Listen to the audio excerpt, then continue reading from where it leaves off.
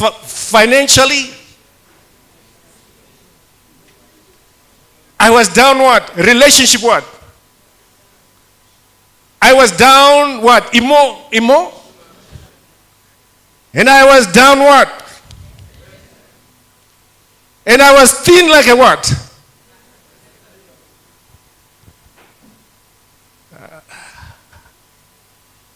Is there anyone in here who is down emotionally? Anyone in here who's down financially? Anyone here who's down mentally, physically? I want to say to you, hold on to your faith. Hold on to your faith. Don't give up on your faith. Hold on to your faith. So it was during this time when I was down, that God tells me, my boy, Africa. I had just come back where I was living in Malaysia.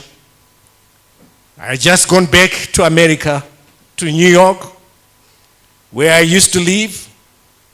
And now God is saying, my boy, go to South Africa. And I said, is he not seeing my situation? I am down what? I am down what? I am down what? And physically I'm what? And God is saying, go to where? With what? I said, isn't he seeing my situation? Is God not understanding where I am? And that voice kept saying, go to South Africa. Go to South Africa. Finally I said, Lord, today is the Sabbath. If you really want me to go to South Africa, give me a sign.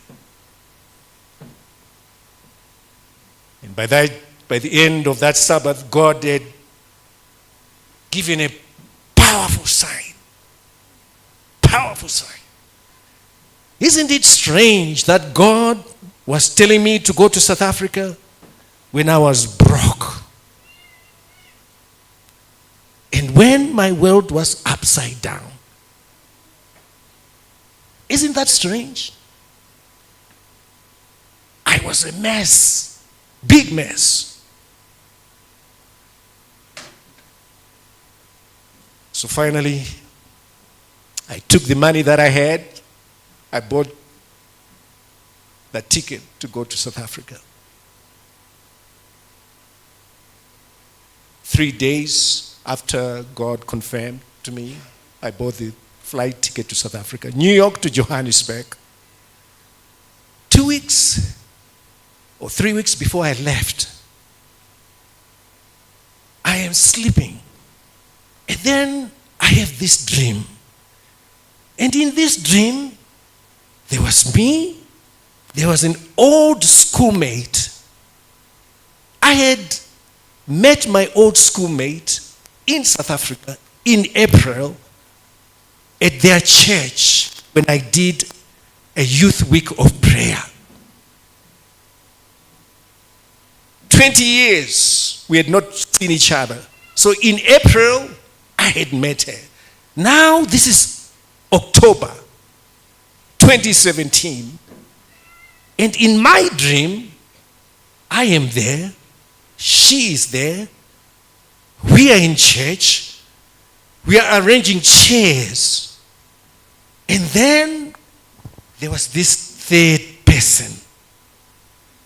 And this third person, he had his back. All I could see was his what? And the Bible says, where 2 or 3 are gathered, there will I what? There will I what? There will I be also. So now my old schoolmate says, James, come. Let's sit down. Remember, I am dreaming. This is a dream. She says, come, let's sit down. Things are not okay. woke up. I said, "Whew, let me call her." I looked for her number because I couldn't find it. I looked for her number and then I called. And the first thing she said, "James, things are not okay." I said, "I am coming to South Africa. I am coming to South Africa. I am coming to South Africa." I said it maybe 3-4 times. "I am coming to South Africa." And then I went to South Africa. I went over to a place. And this is what she said.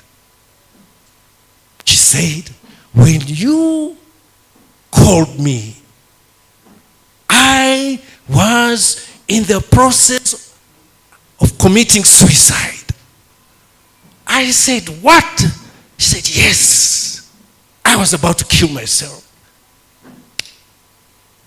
I said, "You have no idea. I traveled all the way from New York to Johannesburg because of you." I told her about the dream. I told her about the Spirit of the Lord telling me to go to South Africa. And she started to cry. She started to cry. She started to cry. Non-stop crying. And I'm looking at her. And I'm saying to myself, who am I? Who am I, Lord? What is this happening? Who am I?